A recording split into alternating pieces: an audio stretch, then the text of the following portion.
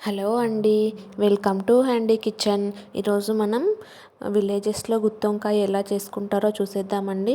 అందుకోసం ముందుగా ఒక మిక్సీ గిన్నెలో ఒక కప్పు వరకు వేయించి పొట్టు తీసి పెట్టుకున్న పల్లీలు వేసుకోవాలి.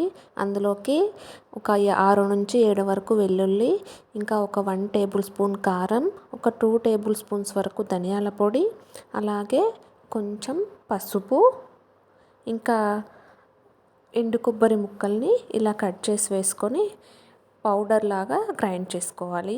వాటర్ ఏం వేయకుండా జస్ట్ పౌడర్ లాగా గ్రైండ్ చేసుకోవాలండి. ఇలా గ్రైండ్ చేసి పెట్టుకున్న దాన్ని ఒక ప్లేట్లో తీసుకొని పక్కన ఉంచుకోవాలి. ఇప్పుడు ఇందులోకి ఒక 1 టేబుల్ స్పూన్ వరకు ఆయిల్ వేసి మొత్తం కలిసేటట్టుగా ఒకసారి కలుపుకోవాలండి. ముందే వాటర్ ఏం వేసేయకూడదు, జస్ట్ ఆయిల్ మాత్రమే వేసుకొని ఒకసారి మొత్తం మిక్స్ అయ్యేటట్టుగా కలుపుకోవాలి.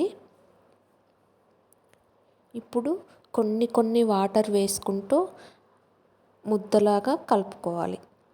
ఒకేసారి వాటర్ మొత్తం వేసేయకండి, మరీ నీళ్ళగా అయిపోతే మనం వంకాయలోకి పెట్టేటప్పుడు సరిగా ఉండదు. అందుకనేసి కొన్ని వాటర్ వేసుకొని అడ్జస్ట్ చేసుకుంటూ ఇలా పిండి ముద్దలాగా కలుపుకోవాలి. తర్వాత వంకాయని ఇలా 4 ముక్కలుగా కట్ చేసుకోవాలండి.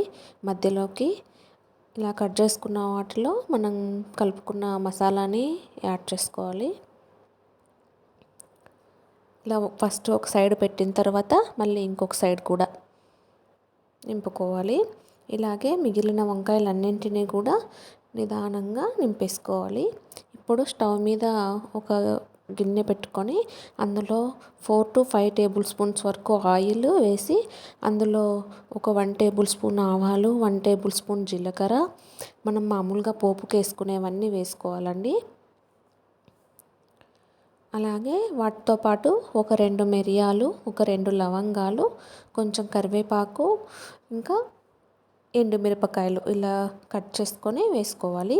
ఇవి లైట్గా వేగిన తర్వాత ఇందులోకి మనం వంకాయలు పక్కన పెట్టుకున్నాం కదండి, అవి మొత్తం వేసేసుకోవాలి. వేసుకున్న తర్వాత గరిటతో కలపకుండా ఒకసారి జస్ట్ ఇలా గిన్నెతో పాటు మొత్తం కలుపుకోవాలి. ఇలా కలుపుకోవడం వల్ల ఆయిల్ వాటికి పడుతుంది. తర్వాత ఇందులో గ్రేవీకి సరిపడా వాటర్ పోసుకొని తర్వాత సాల్ట్ చూసుకోవాలండి. సాల్ట్ అడ్జస్ట్ చేసుకొని మూత పెట్టేసి ఒక 15 to 20 మినిట్స్ పాటు మీడియం ఫ్లేమ్ మీద ఉడికించుకోవాలి. ఆల్మోస్ట్ ఉడికిపోయిందండి. ఇంకా లాస్ట్లో కొంచెం కొత్తిమీరని ఇలా చల్లుకొని ఇంకా దించేసుకోవడమే. అంతే అండి, ఎంతో ఈజీగా చేసుకునే గుత్తొంకాయ రెడీ.